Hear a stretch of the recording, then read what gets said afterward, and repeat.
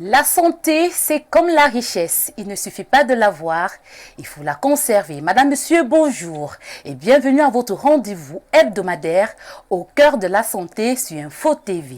Au cœur de la santé est une émission exclusivement centrée sur l'actualité médicale et sur les maladies qui affectent votre quotidien. Et cet après-midi, nous intéressons à l'infertilité dans le couple, un sujet d'actualité au Cameroun où la pression sociale autour de la maternité est énorme. Quels sont les facteurs de risque de l'infertilité? Quelles sont les formes de traitement de l'infertilité? Et comment vivre avec un partenaire qui n'arrive pas à procréer? Madame, monsieur, si vous voulez avoir les réponses à toutes ces questions et bien plus encore, restez des nôtres. La suite, c'est avec notre invité qu'on accueille après cette petite transition. À tout de suite.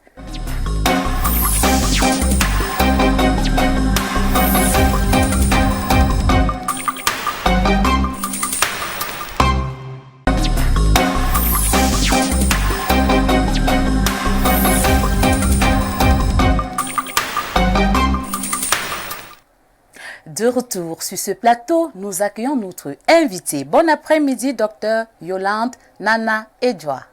Bonsoir, bon après-midi à tout le monde. Comment allez-vous? Je vais très bien, c'est une merveilleuse journée. D'accord. Vous êtes gynécologue obstétricienne à l'hôpital du district de Foulane. Oui, ça fait 5 ans. Ça fait 5 ans. Ouais. Avec vous, nous allons parler de l'infertilité qui parfois est une cause de séparation dans les couples. Effectivement, dans notre contexte, ça devient de plus en plus récurrent. D'accord. C'est un plaisir de vous avoir sur ce plateau. Le plaisir est partagé.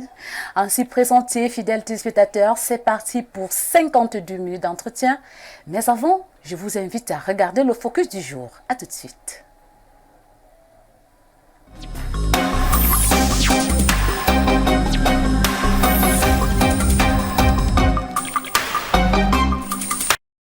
Au Cameroun comme en Afrique, environ 20 à 30% des couples souffrent d'infertilité et la prévalence varie d'une région à une autre. L'infertilité du couple peut être définie comme un défaut de fertilité, c'est-à-dire un défaut de conception dans un couple sans méthode de contraception utilisée pour des personnes qui ont des rapports sexuels réguliers, c'est-à-dire 3 à 4 rapports sexuels par semaine, sur une période de 12 mois pour des patientes qui ont moins de 33 ans et de 6 mois pour des patientes qui ont plus de 33 ans. L'infertilité de couple peut être primaire, c'est-à-dire 2 personnes qui n'ont jamais conçu ensemble, ou secondaire, c'est-à-dire 2 personnes qui ont déjà eu des bébés avant mais qui n'arrivent plus à en avoir, ce qui est totalement différent de la stérilité qui est relativement définitive. Les facteurs de risque sont multiples, classés comme suit: infertilité féminine, infertilité masculine, infertilité mixte et infertilité inexpliquée. La femme, majoritairement, chez elle, on a les infections qui sont beaucoup en avant, c'est-à-dire avec, comme je l'ai dit, ces rapports sexuels précoces et les partenaires multiples qu'on a dernièrement. On a les troubles hormonaux, avec on a ce qu'on appelle dernièrement les ovaires polykystiques. Et ces troubles hormonaux font qu'on n'a pas les ovulations qui sont rapprochées et ça peut faire qu'on se retrouve en train d'avoir des difficultés de conception. Et chez l'homme, les causes sont tout aussi importantes. Chez l'homme, qu'on a beaucoup ce qu'on appelle les perturbateurs endocriniens là, dans l'alimentation, dans l'hydratation. Et le deuxième facteur chez les hommes, c'est les irradiations. Avec le téléphone qui est devenu notre nouveau ami, qui est notre tueur silencieux, on a des spermogrammes qui sont très modifiés et ça n'aide pas pour la fertilité parce que, comme on le dit, les radiations du téléphone viennent chauffer les testicules et chauffer les œufs et ça les tue. Donc ça ne nous aide pas dans le cas de la fertilité. L'infertilité est difficile à prévenir, mais il existe des pistes pour se donner la chance de concevoir. On commence par un bilan d'infection du couple qui permet donc de détecter les infections précocement. Et chez la femme, on fait une échographie qui va permettre de regarder s'il y a quelque chose de morphologique qui nous empêche de concevoir. Chez le partenaire, bien entendu, on fera un spermogramme. On appelle ça le spermogramme avec spermoculture. Le traitement de l'infertilité est médical ou chirurgical, complété par une bonne hygiène de vie, souligne le médecin.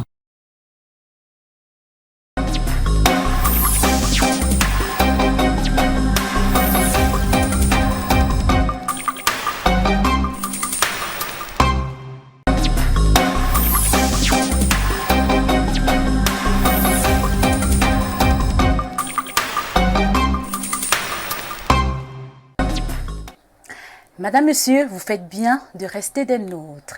Vous pouvez participer à l'émission via le numéro qui s'affiche au bas de votre petit écran. L'émission est également retransmise en direct de notre page Facebook Info TV Cameroun. Laissez vos messages de ce côté et on se fera un plaisir de les lire. Alors, docteur, c'est quoi l'infertilité? Alors, l'infertilité se définit de par plusieurs paramètres. On a le paramètre âge, c'est-à-dire que pour les femmes qui ont moins de 35 ans, on la considère comme étant un défaut de conception sur 12 mois, sans méthode de contraception, c'est-à-dire sans planning familial, avec des rapports sexuels efficaces, dont 3 à 4 rapports sexuels toutes les semaines, pendant ces 12 mois, sans réussir à concevoir. Et pour les femmes qui ont plus de 35 ans, entre 35 et 40 ans, c'est un défaut de conception de 6 mois plus tôt, donc on réduit un peu le temps, parce qu'on se dit qu'avec l'âge, les choses sont un peu plus difficiles. Mais avec les mêmes critères, c'est-à-dire des rapports sexuels efficaces et pas de méthode de contraception. Maintenant, il faut la subtilité de dire que si une femme a un âge quelconque et qu'elle a déjà un problème qui est documenté, à ce moment, on définit déjà l'infertilité, qui peut être primaire ou secondaire. Voilà. D'accord. Quelle est la différence entre l'infertilité primaire et secondaire? Alors, l'infertilité, on dit bien infertilité du couple. C'est vrai que l'infertilité du couple. Ça veut dire que le côté primaire ou secondaire vient du couple. L'infertilité primaire, c'est 2 personnes qui n'ont jamais eu d'enfant ensemble. L'infertilité secondaire, c'est 2 personnes qui ont déjà eu, mais qui n'arrivent plus. Voilà, la définition vient par rapport au couple. D'accord. Alors, que disent les chiffres à propos de l'infertilité du couple? Les chiffres disent que si on va sur un quota de 100%, l'infertilité masculine est presque à 30%. 30%? Oui, je vais dire ça encore plus fort.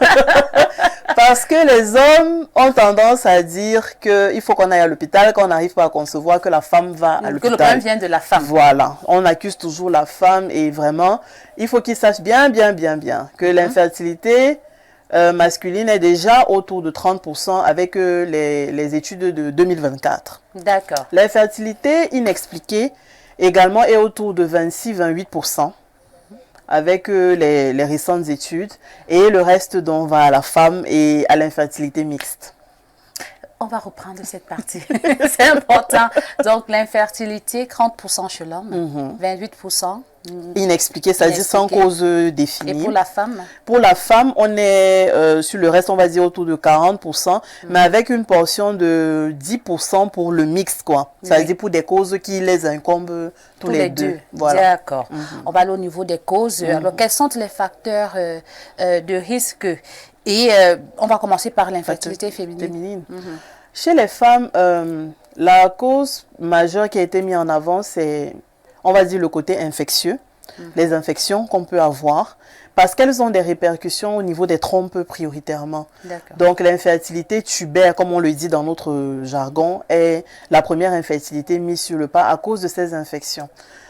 En deuxième, on va dire, ensuite, on a les causes hormonales, notamment les maladies comme ce qu'on appelle le syndrome des ovaires polykystiques, qui fait que les femmes n'ont pas des ovulations tous les mois, comme il se devrait.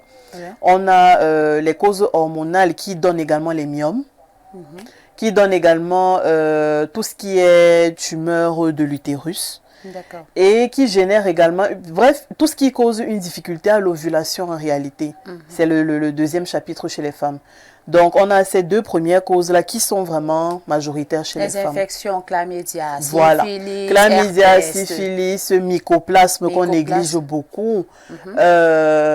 Toutes les autres petites infections, parce que généralement, elles ne viennent pas seules. On ne peut pas avoir le chlamydia seul, généralement, c'est combiné.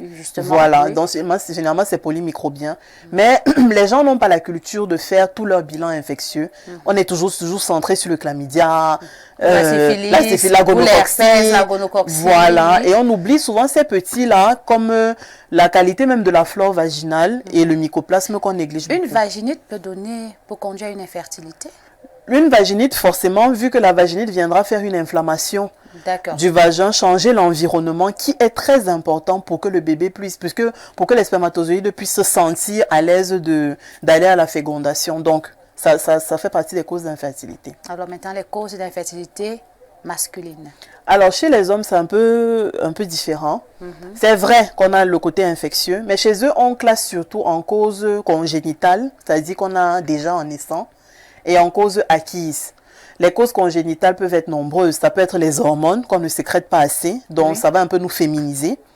Ça peut être des malformations dans tout l'appareil génital. D'accord. Et dans les causes acquises, on peut avoir les infections, mais on peut aussi être quelqu'un qui sécrète naturellement, normalement, les hormones, mais on devient délétère.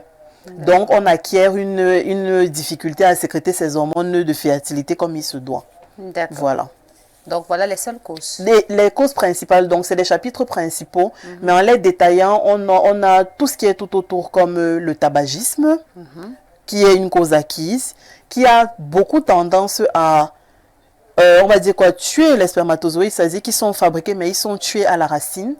On a l'alcoolisme également, qui fait partie des facteurs de risque chez les hommes. On a l'alimentation. Il faut dire que dans nos alimentations, actuellement, que ce soit même pour l'homme ou pour la femme, on a beaucoup de perturbateurs endocriniens qui sont rajoutés. Donc, on a des hormones qu'on ne devrait pas avoir, qu'on consomme par l'alimentation. Et donc, ça vient beaucoup modifier notre capacité de fertilité. L'alimentation comme quoi? Tout ce qu'on cultive. Vous savez qu'actuellement, la façon de cultiver est très impactée par les pesticides et les OGM et tout. Et à travers cela, la culture propre reçoit ces éléments supplémentaires. Et donc, nous, on les consomme au plat, malgré la cuisson. D'accord. Ce sont, oui, essentiellement, on va dire ça. Les radiations ne jouent pas... Les radiations sont un paramètre environnemental, mais qui joue également. Parce qu'on va le dire aujourd'hui, on ne fait rien sans écran, on ne fait rien sans téléphone, on ne fait rien sans connexion Internet et tout. Et donc, ce sont des radiations qui sont très fortes pour le corps humain, qui vibrent à des fréquences beaucoup plus basses. Et donc, recevoir ces fortes radiations de façon intense tous les jours va forcément impacter au niveau de la fabrication des spermatozoïdes, mais aussi au niveau de leur développement et même au niveau de leur progression dans la filière génitale de la femme. Et également pour la femme, ça va beaucoup impacter sa réserve ovarienne qui pourrait se retrouver en train d'être amoindrie avant l'âge. On va citer les appareils qui peuvent être nocifs pour l'homme. Vous savez, le téléphone? Le premier. Le tout premier. La première cause. Oui. Le téléphone. Oui, parce que c'est facile pour un homme de pousser son téléphone dans la poche. Voilà. Il ne sait pas que c'est le gars qui va venir cuire les œufs, comme on dit. Non, le téléphone cuit les œufs. Oui, ça cuit et ça cuit bien. Et vu que quand ça cuit, ça peut plus sortir, il n'y a plus rien dans le sperme qui sort après. Donc, premier tueur silencieux. Ils aiment ça, ils mettent dans la poche, ou alors ils mettent ici. Oui. Et c'est comme ça que même au niveau du cœur, il y a des modifications de l'activité électrique du cœur liées au téléphone. Donc ça ne leur fait pas de bien, mais il faut leur dire. Dans les causes de l'infertilité chez l'homme, les radiations, nous avons le téléphone, qui est le premier tueur. Parce qu'on est toujours connecté à ça. On dort même avec, parce qu'on ne veut pas qu'on va on ne veut pas que madame prenne le téléphone de la petite. Donc, on dort même avec ça. J'espère que les téléspectateurs ont pris des notes. Nous avons le téléphone. Nous avons la télécommande qui est un gros conducteur d'ondes électromagnétiques. D'accord. Par rapport à la télévision, la télécommande, comme c'est un conducteur, ça fonctionne aussi beaucoup. En termes d'irradiation, on a le climatiseur aussi. Voilà les trois vraiment qui portent beaucoup. Dans les causes de l'infertilité chez Chez l'homme. Nous avons le téléphone, nous avons le climatiseur, nous avons la télécommande, nous avons même le micro-ondes aussi. Tous ces appareils, tout ce qui émet. Et il faut dire que même une télévision éteinte émet toujours un fond d'ondes électromagnétiques. C'est peut-être que il ne faut pas avoir le téléviseur dans sa chambre. Voilà, en fait. Et comme actuellement, la tendance, c'est qu'il faut tout avoir dans sa chambre. Oui. Forcément, même la qualité de sommeil étant modifiée, qui va donc venir détruire également la sécrétion des hormones, va également impacter. Et c'est pour ça qu'après, on se demande pourquoi on a les faiblesses sexuelles. D'accord, c'est l'une des causes aussi. Je ne dirais pas que les troubles d'érection sont vraiment une cause d'infertilité parce que ce n'est qu'une répercussion. Et il faut dire qu'un bic qu'on ne tient pas a forcément de l'encre qui va quand même couler. Oui, bien sûr. Voilà. Et c'est l'encre qui coule là qui fait la fertilité. Donc, on peut certes avoir un défaut d'érection, un trouble de l'érection, mais on demeure quand même quelqu'un de fertile. contrairement à l'impuissance carrément, mais on peut avoir ce trouble de l'érection, mais quand même avoir un spermatozoïde qui passe par là. D'accord, ça m'amène à vous poser cette autre question. Y a-t-il une différence entre l'infertilité, l'infécondité et la stérilité? Oui, c'est trois termes bien différents et qui font des prises en charge bien différentes également. L'infertilité, nous l'avons déjà définie. L'infécondité, c'est plutôt la difficulté pour une femme de mener une grossesse à terme. À ce moment-là, dans ce chapitre, principalement, on parle des fausses couches à répétition, des femmes qui font beaucoup de fausses couches, qui portent la grossesse mais qui n'arrivent pas à les mener à terme. Et dans ces cas-là, généralement, les causes ne sont pas toujours les mêmes parce qu'elle au moins elle porte, elle conçoit, mais elle n'arrive pas à mener à un certain âge de grossesse. Et à ce moment, les investigations devraient être totalement différentes. La stérilité, par contre, c'est un état définitif. C'est une femme ou un homme qui ne peut pas concevoir, qui ne peut pas donner la vie. D'accord. Alors, quelles sont les causes de l'infertilité mixte? Alors, dans l'infertilité mixte, ce qu'on retrouve principalement, on ne dira pas cause, mais on retrouvera généralement des facteurs. C'est généralement des facteurs liés au rapport sexuel ou des facteurs liés au passage du spermatozoïde vers l'ovule. Dans ce cas-là, il faut se rassurer qu'il n'y a pas ce qu'on définirait un peu comme une incompatibilité entre l'homme et la femme qui sont là. Ça relève généralement de tout ce qui est immunologique, comme on dit. Donc, tout ce qui est résistance dans le passage du spermatozoïde à travers la glaire cervicale de la femme.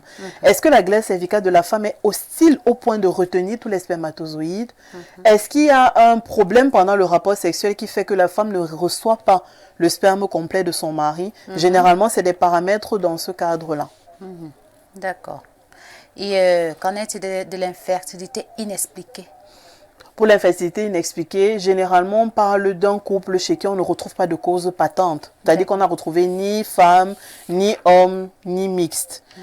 Et dans ce cas-là, généralement, on préfère passer à la procréation médicalement assistée, c'est-à-dire qu'on essaie de les accompagner dans ce processus-là en faisant des procédés un peu plus compliqués. D'accord. Alors, l'impact de l'infertilité dans le couple, dans la famille, dans la société, dans la vie personnelle. On commence par le couple. C'est difficile, hein? C'est difficile, c'est... Parce que vous avez relevé tout à l'heure que généralement, on dit que c'est la femme. Oui. C'est la femme là qui n'arrive pas à accoucher. À accoucher. On aime bien pointer la femme. Ce qui fait qu'on laisse durer le mal. Oui. On laisse durer le mal parce que justement, l'homme ne veut pas accepter. Il ne pense même pas qu'il peut être la cause. Du coup, au niveau du couple, forcément, la première chose qui va naître, c'est la frustration. Que ce soit au niveau du couple, au niveau social, on est toujours en train de s'accuser. Il faut trouver un coupable. Et c'est terriblement frustrant pour les deux, hein, pas seulement pour la femme. C'est terriblement frustrant. Et comme vous le dites, ça fait traîner la prise en charge parce qu'on cherche on cherche toujours à pointer quelqu'un du doigt. Maintenant, généralement dans le couple, ça pourrait même se gérer parce que de plus en plus, comme on s'est rendu compte, les hommes sont quand même un peu plus conscients. Plus conscients. Oui. Le dialogue est un peu plus présent. Oui. On n'est plus dans les anciennes cuisines de nos mamans. La dictature, on te dit que fais comme ça, et ça reste comme ça. Oui. Donc maintenant, comme il y a un peu plus de dialogue et que on est quand même un peu plus dans l'accompagnement l'un de l'autre, maintenant c'est la famille qui vient derrière. Oh, pourquoi ta femme n'a pas encore accouché? On ne la voit même pas cracher ici. Tu es l'aîné, voilà ton petit frère, ton enfant court déjà. Ici, il n'y a pas. Et un autre type de frustration naît. Et parfois, ça vient même fragiliser le couple qui essaye tant bien que mal de s'en sortir et de gérer ses problèmes personnels. Et donc, forcément, après la famille, c'est la société qui te pointe du doigt. Pourquoi est-ce que ton ventre n'a pas encore gonflé? Tu attends quoi pour concevoir? Pourquoi est-ce que tu n'as pas encore fait? Tu es déjà marié, il y a quoi? Et de tout ça, forcément, ne peut naître que des frustrations de plus en plus grandes.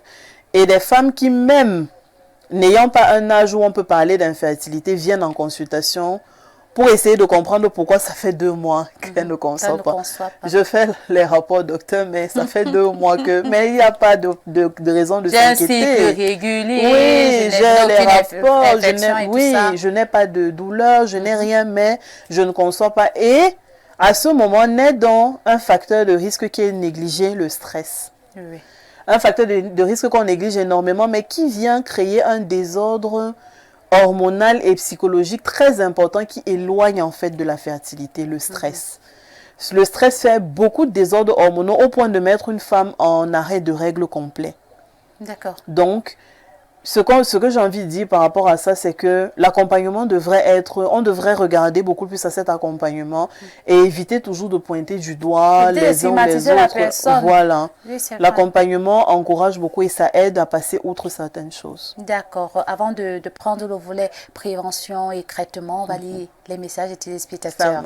Je vois mon téléphone vibrer là. Ils sont tellement impatients.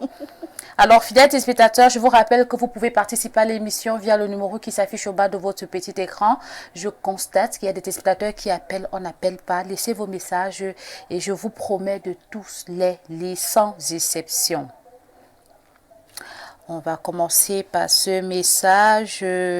Bonjour, la reine de la santé, Ange-Marie Autou. Je vous admire de plus en plus avec vos thématiques qui touchent de façon directe la population. Merci infiniment pour cette initiative. Merci à votre PDG également. Pour la thématique, je dirais que la femme est celle qui est toujours pointée du doigt lorsqu'il y a un problème de procréation dans un couple. Je maintiens... Oh là là, ce message, effectivement, fidèles téléspectateurs, pour que je puisse lire vos messages, n'abrégez pas, écrivez simplement parce que après, c'est pas audible. J'ai force de lire ce que vous avez écrit, je n'arrive pas. Ok, il dit, et de nombreux... Non, on va laisser ce message. Réécrivez et renvoyez-le. Je vais le lire. On va lire cet autre message qui nous vient du plus 221. Bonsoir, mesdames, vous êtes sublimes. Docteur Nana, j'ai entretenu une relation avec une femme pendant 5 ans. Elle venait et partait, on vivait presque ensemble. Elle n'a jamais eu de retard. La 5e année avant notre séparation, elle a pris des vacances et a fait 4 mois chez moi. Et vraiment, côté sexuel, tout allait bien, je vous assure, on le faisait presque tout le temps. Ma famille a commencé à me mettre la pression cette même 5e année afin que je donne un enfant. Et c'est à cette période-là qu'on s'est rendu compte qu'on avait déjà fait 5 ans sans qu'elle n'ait un retard. La pression a commencé à monter et les problèmes se sont installés pendant cette crise. J'ai rencontré une autre femme avec qui j'ai commencé à avoir des relations sexuelles. 2 mois plus tard, cette dernière a conçu de moi. J'ai été obligée d'avouer à ma fiancée que j'ai enceinté une femme dehors. Elle n'a pas supporté, elle m'a quittée environ 1 an plus tard. Elle aussi s'est remise en couple avec un autre homme et a également conçu. Aujourd'hui, nous avons tous les deux des enfants dans nos foyers respectifs. Docteur Nana, je veux savoir, qu'est-ce qui peut expliquer ça? Elle et moi avions fait 5 ans ensemble, sans enfants, et dès qu'on s'est séparés, on a eu des enfants aussi facilement dehors. La reine de la santé Ange-Marie Autou, mon épouse et moi serons ravis de vous recevoir au Sénégal, tout frais payés quand vous voudrez. Je suis actionnaire dans une compagnie aérienne. Donnez-moi juste une date et j'organiserai le voyage. Babacar depuis Saint-Louis au Sénégal. Super. Qu'est-ce qui peut expliquer ça? 5 ans de vie commune après... C'est pour ça que le chapitre de l'infertilité inexpliquée est de plus en plus exploré. Parce que là, je pense que c'est un cas typique d'infertilité inexpliquée du couple, où on parle d'incompatibilité du couple et où on parle de facteurs inexplorés. Comme je le disais précédemment, dans la glaire de la femme ou dans le côté immunologique, si je peux employer le terme du sperme de l'homme, il y a des facteurs dont on n'a pas encore étudié la totalité de la portée, mais qui font que 2 personnes peuvent être incompatibles au niveau de la fertilité. Et c'est pour ça qu'on aura beau essayer ensemble, tout comme il a dit, ils ont fait 5 ans ensemble, mais 2 mois plus tard, il a enceinté une femme dehors. Elle aussi, quelques mois plus tard, elle a conçu. Parce qu'on aurait pu dire, s'il l'avait fait seul, que c'est peut-être elle qui avait un souci, mais elle aussi, elle a conçu. Et donc, c'est pour ça qu'on éduque de plus en plus les couples à ne pas baisser les bras d'emblée dès qu'on ne trouve pas de cause, ou alors à ne pas quitter l'hôpital d'emblée en se disant on a déjà tout fait, on ne voit rien, on va aller essayer, mais à essayer d'avoir une main mise sur des techniques plus récentes qui permettent de passer outre cette infertilité inexpliquée.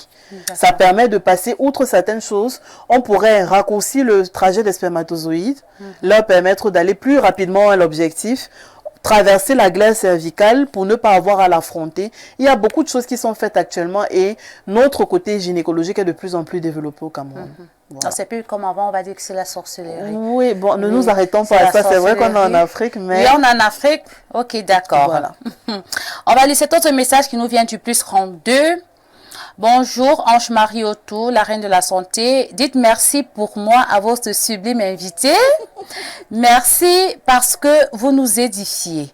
Que son directeur soit fier d'elle. À l'entendre parler, on sent qu'elle est une bonne gynécologue.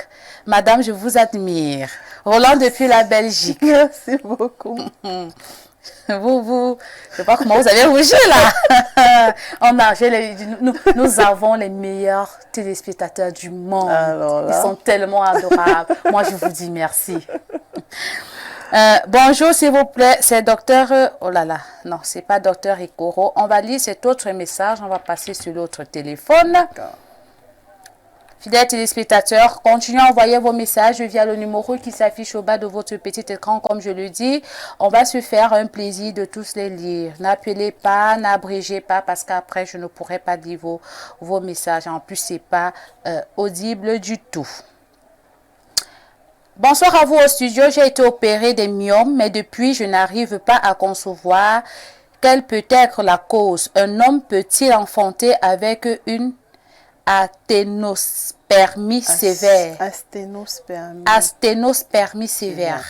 C'est une question à deux volets. Oui, c'est une question à deux volets. D'accord. Le premier volet, elle a été opérée des myomes.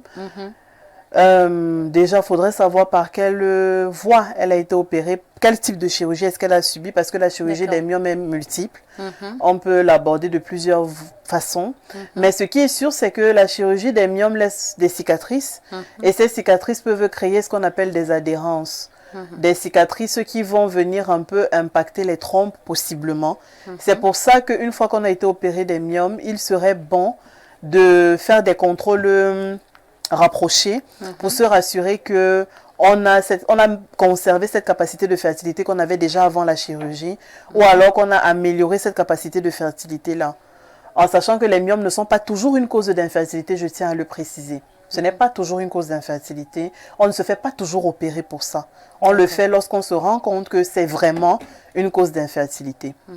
Donc, moi, je lui proposerais de repartir vers son médecin traitant et de continuer le suivi après chirurgie. Parce que le tout, ce n'est pas d'opérer, c'est de faire un suivi après.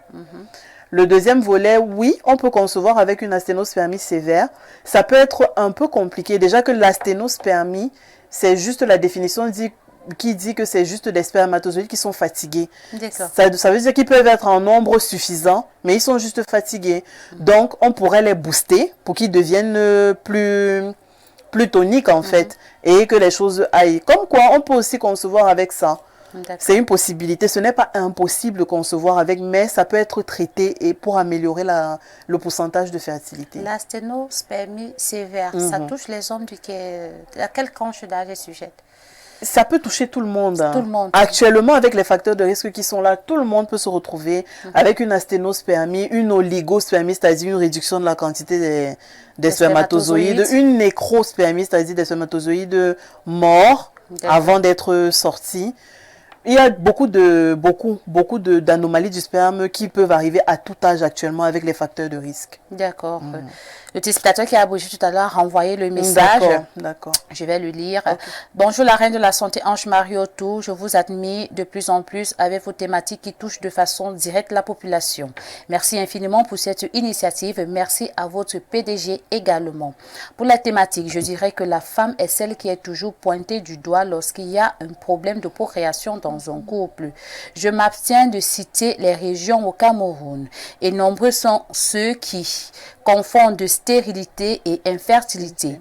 Aujourd'hui, grâce à vous, docteur Nana, on peut déjà faire la différence entre les deux. Très belle, mesdames. Annick Ngono depuis Abombang. Merci. Annick, on va maintenant passer aux formes de traitement et à la prévention. Alors, quels sont les examens, quel examen faut-il réaliser en cas d'infertilité? On va aller cas par cas, hommes et femmes. Alors, ce qu'il faut déjà savoir, c'est que l'infertilité du couple nécessite une consultation spécialisée ou une consultation du moins vers un personnel de santé qualifié qui sait qu'il y a une procédure bien définie pour la prise en charge de l'infertilité du couple. La première partie déjà, c'est d'interroger le couple. C'est une partie très importante parce que je peux vous assurer que certaines personnes ne font pas tout ce qu'il faut pour concevoir. Il faut déjà savoir comment est-ce qu'il s'expose, comment est-ce que la femme s'expose au rapport sexuel. Comment est-ce qu'elle fait lorsqu'elle a ses rapports sexuels, c'est-à-dire quel est son comportement dans son hygiène sexuelle, dans son hygiène intime. Il faut savoir ce que le mari, s'il n'y a pas des pratiques particulières qu'il fait, si ils savent que par exemple le tabagisme et l'alcoolisme ne sont pas recommandés pour un couple qui cherche à concevoir. Il y a beaucoup de choses, c'est-à-dire que cet interrogatoire du couple fait partie pour 50% de la prise en charge primaire de l'infertilité. Parfois, au sortir d'une consultation, tu te rends compte que tu ne fais même pas la moitié de ce qu'il faut pour arriver à concevoir. Et du coup, en corrigeant ça, souvent, beaucoup de choses s'améliorent. Maintenant, lorsqu'on a terminé cette première consultation chez le personnel spécialisé, la première partie, c'est d'abord de faire un bilan d'infection. Parce que, comme on l'a dit, chez l'homme ou la femme, l'infertilité part souvent beaucoup d'un contexte infectieux important qui n'a pas été pris en charge correctement. Très tôt. Voilà, ou suffisamment tôt. Donc, il est très important de commencer par ce bilan d'infection qu'on préfère généralement souvent faire chez la femme, prioritairement. Oui, parce que la femme, c'est le réservoir. C'est la mère, c'est la porteuse de la vie. C'est l'éponge, voilà, elle absorbe tout. Elle absorbe tout. Donc, on fait le bilan infectieux chez elle, mais on traite le couple lorsqu'on reçoit les résultats. Parce que, comme on dit, ils pointent ensemble. Voilà. Donc, on traite le couple au sortir de ces résultats. Mais ce bilan infectieux est vraiment central. Ensuite, on a une échographie qu'il faut faire chez la femme qui se donne en même temps que ce bilan d'infection. Et c'est une échographie dans laquelle on doit regarder à peu près à quoi ressemble la réserve. Ça ne peut pas regarder spécifiquement la réserve ovarienne, mais ça regarde un peu comment les œufs se comportent au moment du cycle. D'accord. Voilà, c'est à ça que cette échographie sert prioritairement. Échographie pelvienne ou endovaginale, en fonction du prestataire qui est là. D'accord. Et c'est une échographie qui est très importante parce qu'elle regarde également s'il n'y a pas des myomes ou alors des kystes, ce genre de choses qui pourraient d'emblée nous donner une cause de l'infertilité chez la femme. Je profite de cette information pour dire qu'à 7 heures, c'est-à-dire depuis hier, le 9 septembre, l'hôpital de district de Foulane a décidé de faire une campagne sur les infections sexuellement transmissibles. Parce qu'il s'est rendu compte que la prévalence augmente énormément dans la jeune population comme dans la population sexuellement active normale. Et donc, ce bilan, cette campagne d'infection implique le bilan des infections sexuellement transmissibles et donc le bilan infectieux pour tout couple infertile qui voudrait connaître son statut. C'est une campagne qui va du 9 septembre 2024 au 5 octobre 2024 et les portes de l'hôpital de Foulane vous sont totalement ouvertes pour ça. Donc les patients pourront directement venir atterrir chez vous? Sans aucun souci ou directement se diriger vers le laboratoire pour bénéficier de cette campagne à coût réduit, c'est-à-dire que le bilan dans sa norme devra avoir un coût, mais l'hôpital le fait à moitié prix. Parce que justement, je devais arriver au niveau des prix, parce qu'après, c'est bien de dire que bon, voilà, on doit faire des examens, que l'examen on doit faire, mais le coût pour la maman pour la maman qui se débrouille, comment peut-elle faire? Alors, le bilan infectieux dans sa globalité, dans l'ensemble, coûte environ 60 000 francs. En général, on a entre 50 et 60 000 francs pour un hôpital comme le nôtre qui se veut public. Voilà. L'échographie pelvienne ou endovaginale coûte entre 7 500, 8 000 et 10 000 francs.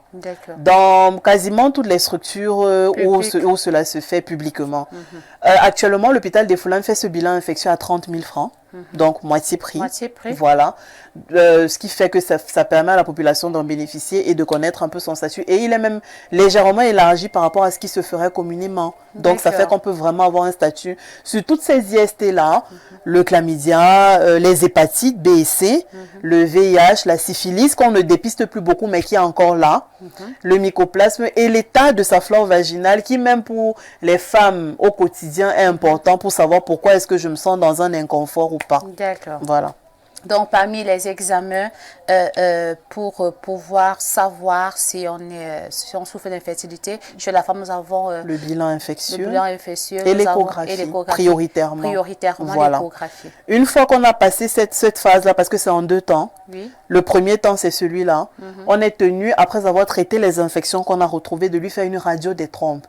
Parce que l'information aussi que la population n'a pas forcément, c'est que l'échographie ne voit pas les trompes. L'échographie ne voit les trompes que quand il y a un problème sérieux qui se manifeste, mais le vrai examen pour bien examiner les trompes, pour en donner l'état et le passage, c'est la radiographie des trompes. La radiographie des trompes. Voilà. Ok. Et maintenant, chez l'homme? Chez l'homme, on a... Vous souriez. On a... les hommes qui n'aiment pas aller à l'hôpital. Oui, chez les hommes, il y en a chez qui on est amené à commencer également par un bilan d'infection. Parce qu'il faut dire que le PCV chez la femme vaut pour le prélèvement urétral chez l'homme. Voilà, donc il y en a chez qui on est obligé de faire un prélèvement urétral. Parce qu'on peut retrouver des germes un peu plus spécifiques chez lui qu'on ne retrouve pas chez la femme, comme le gonocoque, ce qu'on appelle la chaude Pisso-Cartier. Voilà. Et donc, en fonction de ce que on retrouve, on devra également faire un traitement. Mais aussi chez lui, d'emblée, il faudrait faire un spermogramme avec spermoculture. Généralement, chez lui, c'est l'examen phare pour la fertilité, le spermogramme, qui se fait après 5 jours d'abstinence, sans consommation de tabac ou d'alcool, sans autre médication quelconque, pour qu'on ait le potentiel réel d'analyse. D'accord. Voilà. Alors, et quelles sont les formes de traitement dans le couple? Alors, dans le couple, principalement, le traitement premier, c'est les antibiotiques, puisqu'on parle d'infection. Ensuite, on a les chirurgies, forcément pour la femme, en fonction de ce qu'on aura trouvé. Parce qu'il faut le dire, lorsqu'on a trouvé des trompes qui sont atteintes, il faut y aller en chirurgie pour les réparer. Si on a trouvé des myomes, il faut aller en chirurgie pour les enlever. Si on a trouvé des kystes, si c'est à opérer, il faut également aller en chirurgie pour les enlever. Chez les hommes, une fois qu'on a fait le spermogramme, en fonction des anomalies qu'on retrouve, on doit les rectifier soit de façon médicamenteuse, soit de façon chirurgicale. Donc c'est toujours médicament ou chirurgie pour les uns ou les autres. D'accord. Comment estimer le pronostic de l'infertilité après évaluation?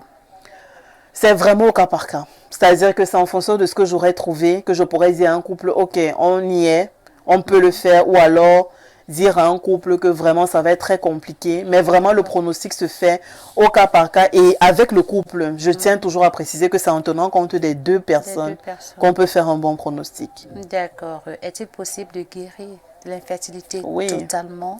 Puisqu'il y a beaucoup de causes qui sont réversibles. Ça veut dire qu'on peut.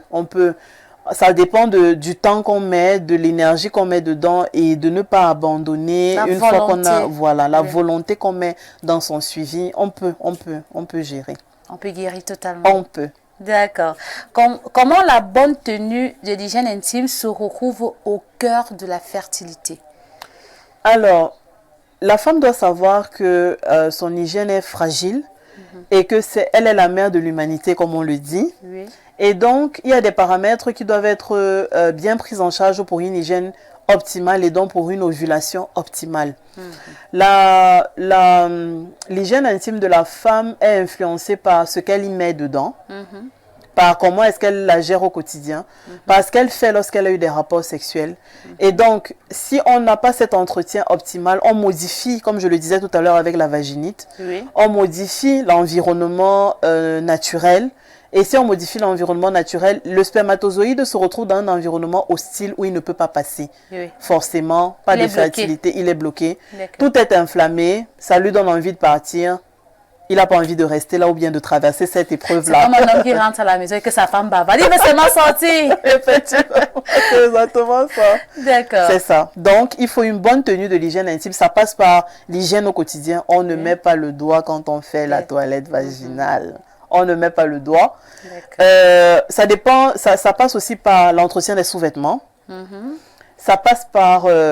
quand j'ai mes rapports sexuels, comment je me comporte après? Est-ce que je reste longtemps avec le sperme de mon mari, même quand on ne cherche pas de bébé? Parce qu'il faut dire que ça modifie l'environnement. Voilà. Oui. Ça le rend plutôt basique alors que ça doit être acide. Qu'est-ce que je mets comme protection intime quand j'ai mes règles? Oui. Je suis censée être dans un environnement où je m'épure, où je fais sortir tout ce qui est toxique. Alors, est-ce que je mets des protections toxiques ou est-ce que je mets des protections biologiques qui vont même m'apporter une thérapie pendant que je saigne et qui vont me permettre d'avoir une ovulation optimale? Qu'est-ce que je choisis de faire? Ça détermine énormément le côté fertilité. Maintenant, je vais vous poser une question. La serviette hygiénique saine doit contenir quoi? La serviette hygiénique saine doit être hyper absorbante. Premier élément très important. Hyper absorbante. Je ne dois pas porter ça et je m'assois. Tout ce que j'ai sécrété remonte. D'accord. Elle doit être faite de matériaux biologiques, essentiellement bois d'eucalyptus, gel biologique et tout. Elle doit être aérée, parce qu'on sait que ça chauffe là-bas en bas. Ça chauffe là-bas. Voilà. Et l'idéal, selon l'Organisation mondiale de la santé, c'est qu'elle devrait apporter une thérapie à la femme pendant qu'elle saigne. Les 4 critères sont de mise. D'accord. Y a-t-il des thérapies d'accompagnement pour la fertilité? Il y a beaucoup de thérapies d'accompagnement pour la fertilité. Déjà, il faut savoir que quand on fait fertilité, il faut qu'on fasse diététique. Oui. Parce que le poids, le surpoids est un élément très important qui fait sécréter des hormones contre fertilité. D'accord. Donc, il faut accompagner avec la diététique. Il faut accompagner, la diététique va avec l'abstention du tabagisme, de l'alcoolisme et tous ces autres éléments. Il faut une activité physique forcément. Tout ça, ça va dans la diététique. Et il y a des thérapies d'accompagnement dans la nutrition et dans la régénération qui permettent de potentialiser la fertilité. D'accord. Un mot sur la procréation médicalement assistée. Comme je le disais, il faut savoir que tout ne s'arrête pas à j'ai consulté, on a traité les infections, je ne conçois pas. Lorsqu'on tombe surtout dans le cadre de l'infertilité inexpliquée ou alors des infertilités à cause hormonale, il faut forcément se faire accompagner. Et quand on parle de procréation médicalement assistée, on parle de stimulation des ovaires à nous permettre d'avoir plus d'œufs pour un cycle, donc plus de potentiel à être féconde pendant un cycle. On parle de l'insémination artificielle. Ça veut dire qu'on raccourcit aux spermatozoïdes leur trajet et on les aide à arriver plus rapidement à l'objectif. Et on parle de la fécondation in vitro. D'accord. On va lire les messages. Ça va vous permettre de souffler un peu. Ok, on va lire ces messages.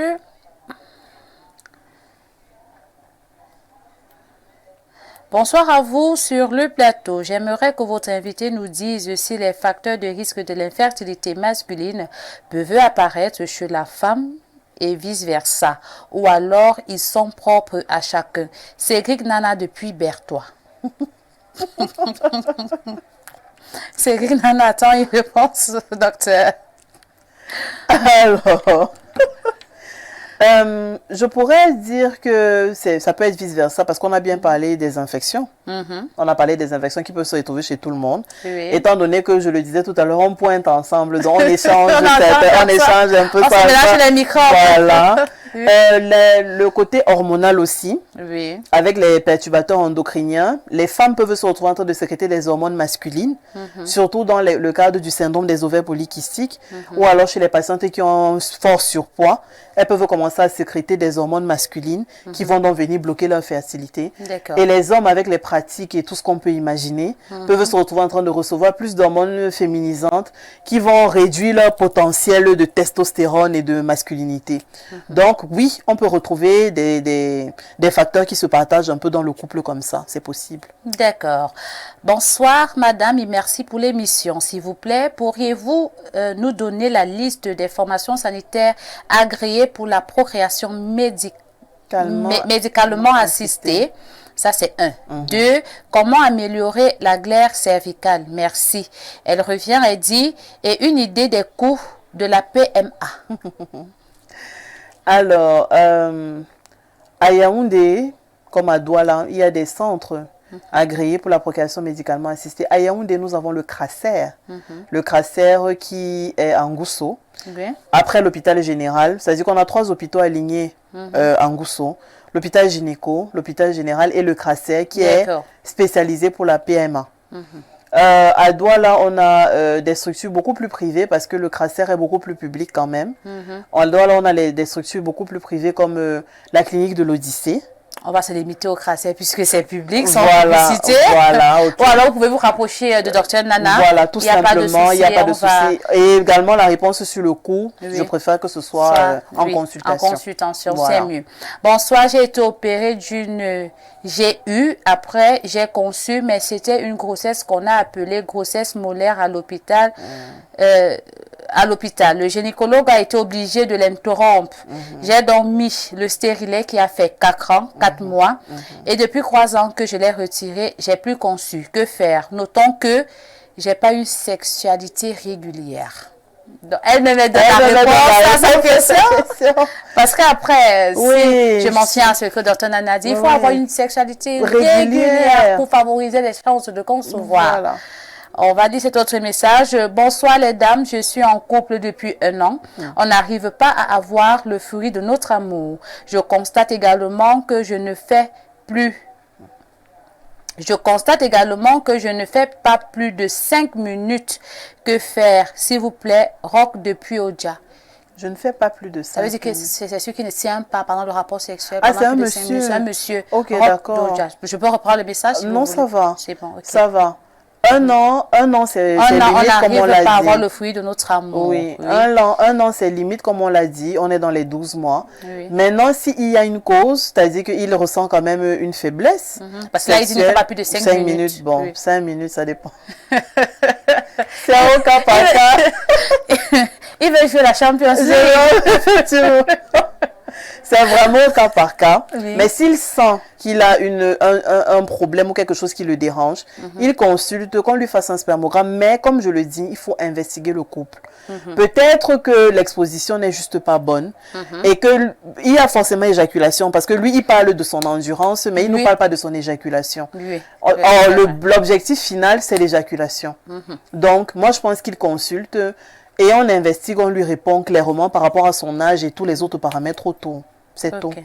Bonjour. Le sperme Lolo, on crée ça comment, mon docteur? Donc, ça veut dire c'est qui est liquide là? Oui.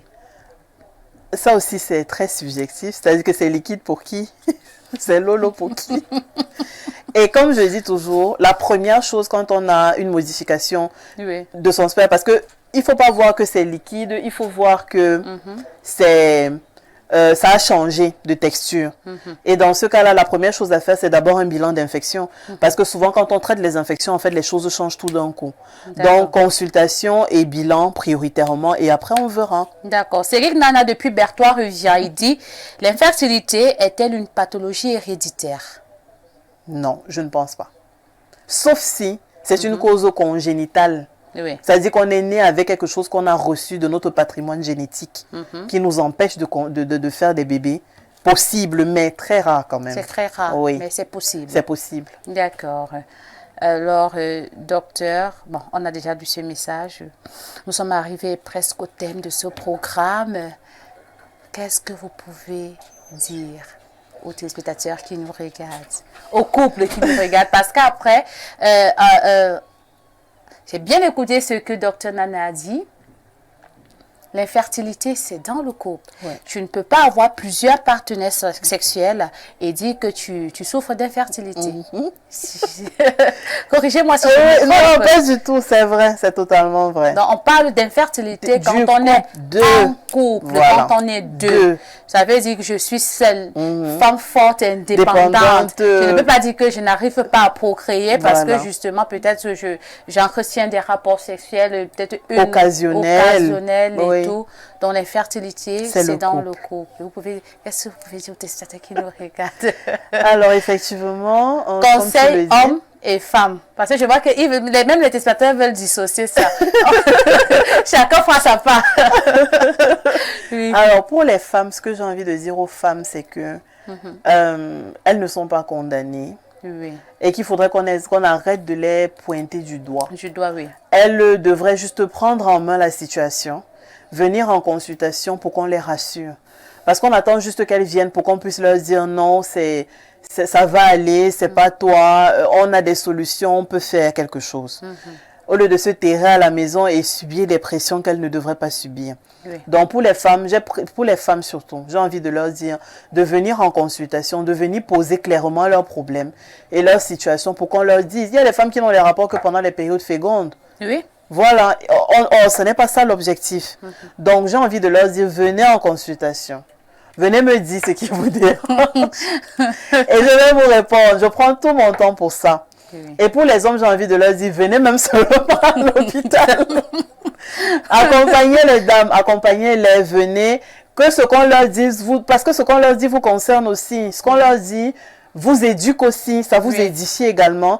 Et peut-être qu'il y a des choses qui ne se font pas, ou peut-être qu'il y a une communication qui s'est brisée, qui va se rétablir pendant la consultation, parce qu'on aura trouvé le moyen d'arrêter d'accuser chaque partie. Donc venez, discutons et trouvons des solutions ensemble. Encore qu'il y a la grande campagne. Voilà, à l'écran. voilà. Il y a la grande campagne. L'hôpital est ouvert, la campagne a commencé depuis hier, le 9 septembre, et les prélèvements se font tous les jours sauf les week-ends, jusqu'à 15h30, peut-être même après en fonction du besoin du patient ou de son programme aussi. Et vous pourrez, une fois vos résultats obtenus, venir en consultation, ou avant, vous venez en consultation et de là on vous dit comment faire. L'essentiel c'est d'être là pour être orienté, l'hôpital est ouvert. D'accord. On va lire de façon exceptionnelle ces deux derniers messages qui viennent d'arriver. Bonsoir docteur, quelles peuvent être les causes de la faiblesse sexuelle Biraco depuis Équier? Le médecin va vous répondre inbox. Bonsoir mesdames, toutes radieuses vous êtes. Je souhaiterais s'il vous plaît que le docteur Nana revienne sur l'arrêt complet du saignement et ses causes dans le cas d'une jeune dame sexuellement active qui d'un coup a clairement arrêté de saigner normalement sur une très longue période, entre parenthèses des mois. Les hypothèses seraient lesquelles? Christian Patrick Nana Sani Yaoundé. Merci. Docteur Nana Edjoa va vous répondre inbox, fidèles téléspectateurs. Malheureusement, nous sommes arrivés au terme de ce programme.